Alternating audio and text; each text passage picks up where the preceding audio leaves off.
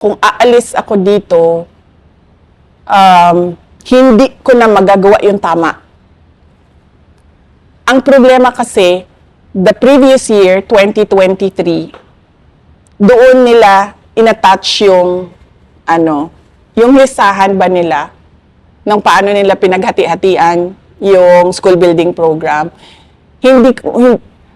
Sinubukan namin na ayusin siya sa Senate, hindi nangyari. Nagtulak kami ng natulak na ayusin siya, ibalik niyo sa DepEd, trabaho ng DepEd yan sa BICAM.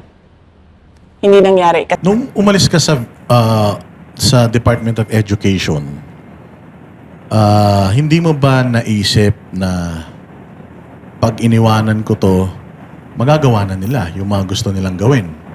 Versus kung nandito ako, mapoprotektahan ko pa yung kapakanan ng mga estudyante at saka ng mga proyekto. Totoo yan. Naisip ko yon. Sabi ko, kung aalis ako dito, hindi ko na magagawa yung tama.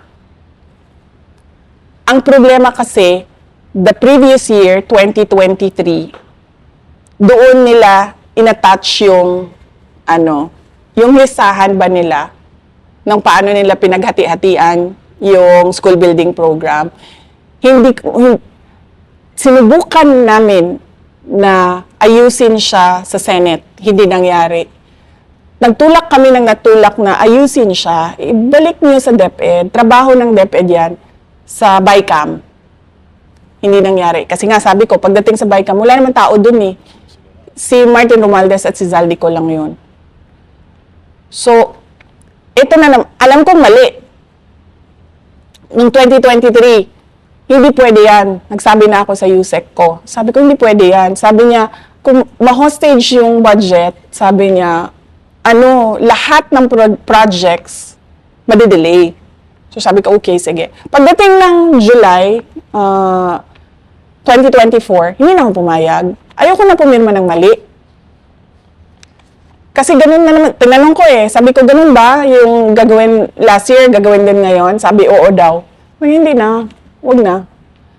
Kasi, pupirma ka doon, alam mong mali Ayoko. Ang ko lang doon, ang dilemma ko lang doon is, alam kong itutuloy yung impeachment kung aalis ako. Kasi ang naghahawak lang ng pagtigil ng impeachment noon ay yung posisyon ko sa cabinet, yung pagiging cabinet secretary ko. Tumitira sila, pero hindi nila magawang ituloy yun. Kasi nakaupo, parang tanga naman kasi, di ba? Kung ang president ka, inaatake yung DepEd secretary mo, tapos biglang may impeachment sa DepEd secretary mo. So, hindi mangyayari na merong impeachment. Alam ko na matutuloy siya pag alis ko sa Department of Education. Kaya, at peace ako nung dumating yung mga impeachment. Kasi, napagdesisyonan ko na yun Sabi ko, alis ako dito, matutuloy yung impeachment. Okay, sige. Mas gugustuhin ko pa na ipaglaban ko yung impeachment kesa pumirma ako ng mali. So, yun yung July 19 yon 2024. Tapos, kung makikita nyo, August 27, 2024, lumabas ang disallowance ng Commission on Audit. AOM, nasa pa ako noon? Admin.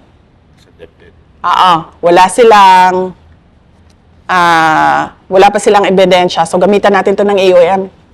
Umalis ako sa DepEd, nag-resign ako, lumabas ang disallowance. Ito yung ebidensya nyo. So yung pangalawang AOM ang nag-trigger nung notice of disallowance? Halo-halo na siya halo-halo na siya. Pero yung sa notice of disallowance, ito na lang yung mga parts na sinasabi namin, ito yung mga papeles dyan. So reconcilable siya? Meron kaming motion for reconsideration na na parang tipong nasasagot ng mga submissions na ito yung hinahanap ninyo na supporting documents. At hindi yun sinasabi doon sa mga pagdinig sa Congress. Siyempre hindi, kasi hindi sasabihin yun ng House of Representatives. Even nga yung credit notice ng Department of Education sa confidential funds, malinis na naayos yung submissions. Hindi nila binabanggit yan. Siyempre, ang kasi ng House of Representatives ngayon, sirain yung pangalan. Swerte na tayo kung ma-impeach siya. Dalawa yun sirain ang pangalan, i-impeach siya. So kung hindi man natin makuha yung impeachment, at least sirang-sira na yung pangalan niya. Pero